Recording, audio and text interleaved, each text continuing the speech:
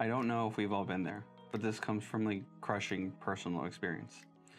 I hit a snag at a point with one of my early clients. I was following the this is how things are supposed to be so much that I completely forgot what the thing was, like the entire point for doing it to begin with. We built this site for a client with amazing car photography. It had, hover effects, animations, the whole thing. It looked cinematic on paper. You looked at that thing and you were like, that's dope. And I was proud of it. I was super proud of it. Then we checked the analytics. So the majority of their traffic was mobile.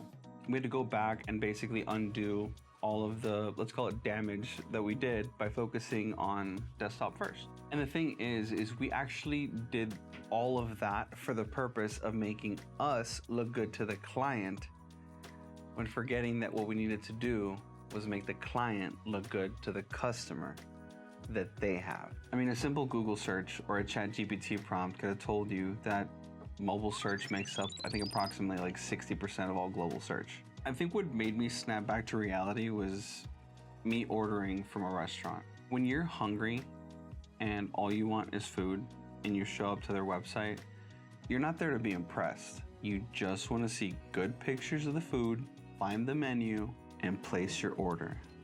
That's it. If the site is getting in the way of that, like flashy animation, funky, menu, I mean, I'm gone, dude, I'm out. And honestly, I think I can even forgive the whole clunky animation. Like, is it slow? Like, if it's like, I don't care if your picture didn't load, can I just push the next button to get there? They say mobile users are task-oriented. It's really just an easy way of saying, well, people that are on phones want their shit done easy, fast, and now. Like a cinematic experience or like an on-brand experience that trades off people getting to food is actually getting in the way of your brand. Like, it's not part of your brand. When all you want to do is eat, a cinematic experience is just annoying. I mean, that's what I think personally.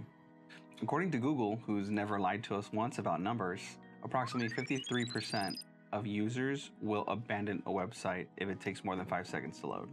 I think I'm more forgiving than the average user when it comes to websites loading slowly. I think it's the same reason that I tip well. Like, I've been behind the bar, like I know the job, I get it. So if I know what the job looks like, if I kind of get it from the inside, sure, like I'll give you a few extra seconds, but most people don't. I think the train of thought is more like, if it's taking them this long to take my money in exchange for a good or service, what happens if I need to reach out to customer service or something? You know what I mean? I mean, the trust erodes, they bounce, and honestly, the business owner has no idea. The same way people can't wait to let a Hot Pocket cool down before they, eat it and burn the inside of their mouth, are the same people who are going to your website. So they probably aren't gonna have patience for a slow loading one. Here's what I think actually drives this. I may be wrong, but I don't think it's ego, although that is a part of it. It's the structure of who the customer is in that moment. The agency's direct customer is the business owner, right? That's why you want to keep them happy. You work up to the presentation like, oh, look at all we did, the branding, this, that, because you're trying to justify cost. Honestly, a wow factor is one of those things that makes a cost feel like emotionally justified. The problem is there's a whole other customer downstream, right? It's the person trying to buy something from the website. And that person isn't factored into the approval loop. Nobody tested for them, nobody asked them, so they get hung out to dry. The old saying that the customer is always right is kind of broken in this situation. The reason people hire professionals is because they don't know the landscape. A good professional's job is to redirect, not reinforce bad habits. If you're a business owner that's going into a web project, whether it be with an agency or a developer directly, here's a couple of questions that you want to ask to make sure you guys are on the right track. And these are the honest questions, not some sanitized LinkedIn version. How does this translate to the people trying to buy from me? How many clicks does it take to get from landing to action? Are we removing obstacles or just making this look cool?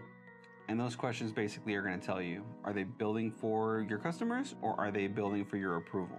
If a developer can't confidently start explaining the mobile version first, honestly, I just ask why. That's it.